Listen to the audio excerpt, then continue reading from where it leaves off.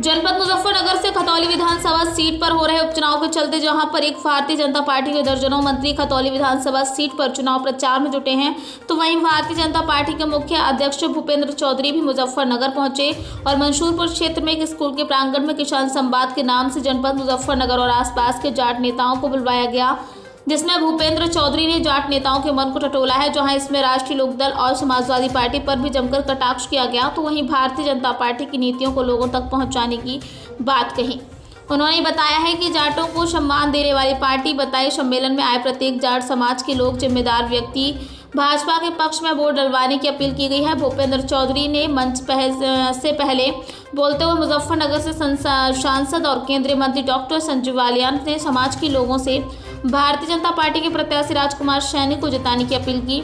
मंच से बोलते हुए केंद्रीय मंत्री भावुक हो गए। उन्होंने समाज के लोगों से ये तक कह डाला कि अगर आप लोगों ने यह सीट हरवा दी तो मेरी 2024 की अग्नि परीक्षा है और मैं राजनीतिक करियर दांव पर लग जाएगा। उन्होंने कहा, यदि आप मुझे 2024 जिताना चाहते हैं तो खतौली आपको भाजपा की झोली में डालनी पड़ेगी। इस किसान संवाद रैली में मंच पर तो जाट नेता थे।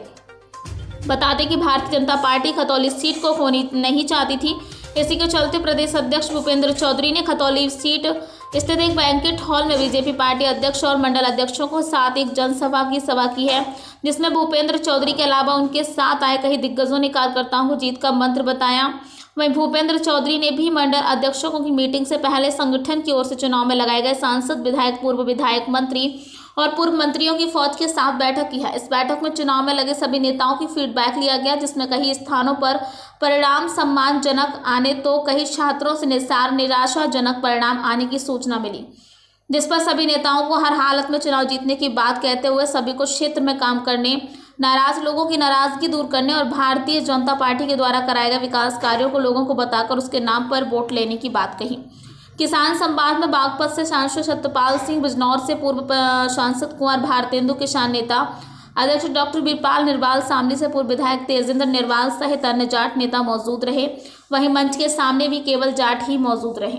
के इशू है, उन इशू को सरकार तक पहुंचाएंगे और सबसे बहुत अच्छे मन से सभी मंच पर बैठे लोगों ने भारतीय जनता पार्टी के पक्ष में 5 तारीख को जो मतदान होना है, मतदान करने की अपील की है।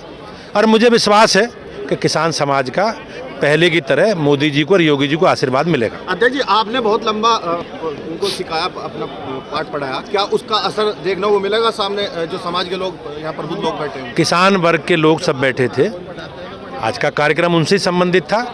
तो मैंने जो बातें कही, सरकारों ने जो काम किए, हमारी सरकारों ने जो काम किए, हमारी पार्टी की उपस्थिति, हमारी पार्टी का जनता के बीच में संपर्क संवाद, उस सब की चर्चा की है और सब लोग जानते हैं। भाई जब चुनाव आता है तो सबके बीच में जाना होता है, सबसे बात करनी होती है। भाई चुनाव में तो हमको ऐसा गांव नहीं बचता, गांव जाते हैं। यहाँ आज किसानों से संबंधित काफ़ी लोग इकट्ठे हुए थे, तो बैठ के बातचीत क्यों नहीं जरूरत पड़ेगी? जब चुनाव है तो सबके पास जाएंगे, वोट मांगेंगे, अपनी बात रखेंगे सबके बीच में। हम कुछ तो बात थी सभा में, क्योंकि मंच पर भी सारे जाट लोग थे, जितने भी भारतीय जनता पार्टी के नेता हैं, किसी गैर बिरादरी का कोई नेता नहीं थे। ऐसा नहीं, बहुत लोग थे, ऐसा नहीं। लेकिन एक बात बताओ, जब चुनाव आता है तो सबके बीच में जाते हैं, इसमें क्या दिक्कत है? बताओ, कुछ और बात हो तो बताओ। उपचुनाव में आम चुनाव से ज्यादा मेहनत करनी पड़ रही है क्या? हर उपचुनाव में आम चुनाव से ज़्यादा मेहनत होती है और दोनों पक्षों से होती है। वो हमारी तरफ से भी है और वो दूसरी तरफ से भी है। वो भी घर घर घूम रहे और हम भी घर घर घूम रहे, और हम तो लगातार घूमते रहते हैं। हमने हेलीकॉप्टर वाले नेता गली में ला दिए, घर घर पहुँचा दिए।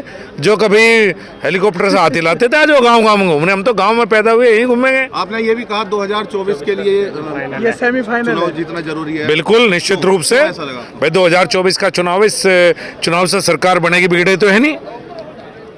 भाजपा की सरकार रहेगी, योगी मुख्यमंत्री रहेंगे। 2024 का चुनाव आ रहा है, मेरा अगला चुनाव है जो सांसद के रूप में है, तो निश्चित रूप से इसका प्रभाव उस चुनाव पर पड़ेगा। इसलिए मैंने सब लोगों को कहा भाई इसमें सब लोग इसमें लग कर करो। अगर वे चाहते हैं कि मैंने कुछ अच्छे काम किए हैं 8.5 साल इस जनपद में, यहाँ की व्यवस्थाएं बेहतर की हैं, तो भारतीय जनता पार्टी को वोट दो और राजकुमार सैनी जी को विजयी बनाओ। वक्त हो गया एक छोटे से ब्रेक का। ब्रेक के बाद फिर से हाजिर होंगे ऐसी कुछ खास बड़ी खबरों के साथ। तब तक के लिए नमस्कार।